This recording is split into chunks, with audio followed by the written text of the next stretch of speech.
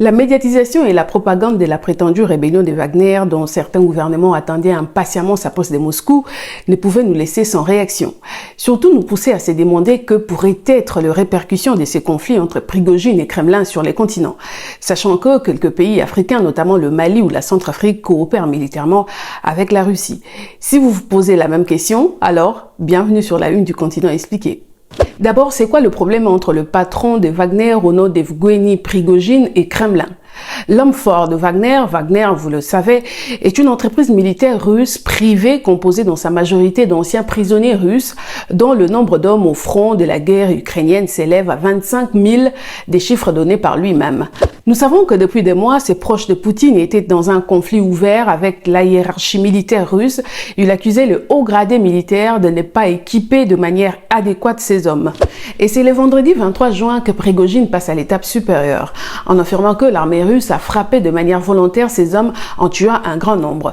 Dans la même journée, il annonce la prise de Rostov. Nous sommes dans le sud de la Russie. Les bases militaires de cette ville sont considérées comme étant le siège du quartier général du commandement sud de l'armée russe, d'où sont coordonnées les opérations en Ukraine. Et les médias traditionnels s'enflamment ou jubilent. D'un clin d'œil, Wagner n'est plus un groupe de mercenaires, mais une source sûre et crédible d'information. Oublions qu'il se trouve sur la liste américaine des groupes terroristes. Nous sommes toujours le vendredi, cette fois tard dans la nuit, le Kremlin indique que les mesures sont prises contre la mutinerie et le renforcement de la sécurité à Moscou et dans plusieurs régions. Et le samedi matin, Vladimir Poutine prend la parole dénonçant la menace mortelle et les risques de guerre civile causés par Prigojine, qualifiant l'action de Wagner de trahison tout en promettant une punition inévitable et enfin exhortant à l'union nationale.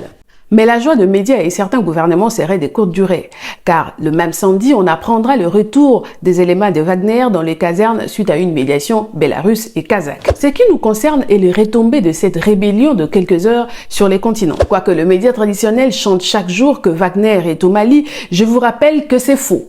Car la voix officielle dans cette affaire, qui est le gouvernement malien, a toujours rejeté en bloc les accusations de l'Occident sur une prétendue présence de Wagner sur son territoire. En 2021, précisément le 24 décembre, le gouvernement malien avait clairement dans un communiqué démenti ces allégations. Mais dans les cas où l'État russe serait déstabilisé, les conséquences sur le Mali seraient en deux dimensions. D'abord sur le plan diplomatique. Nous savons que la Russie est un allié stratégique de taille pour le Mali, sur le plan diplomatique notamment au Conseil de sécurité des Nations Unies.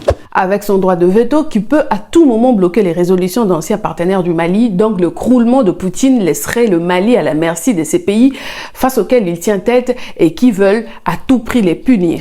Et sur le plan militaire, nous savons que la Russie actuellement est les premiers fournisseurs de Mali en équipement de combat. Si le régime de Poutine est déstabilisé, cela entraînerait une difficulté d'approvisionnement du côté du Mali pendant un long moment, le temps de trouver un nouveau fournisseur et pendant ces temps, qui sait si les terroristes gagneront encore du terrain. J'espère vous avoir éclairé. En attendant le prochain rendez-vous de la une du continent expliqué, prenez soin de vous et du continent aussi.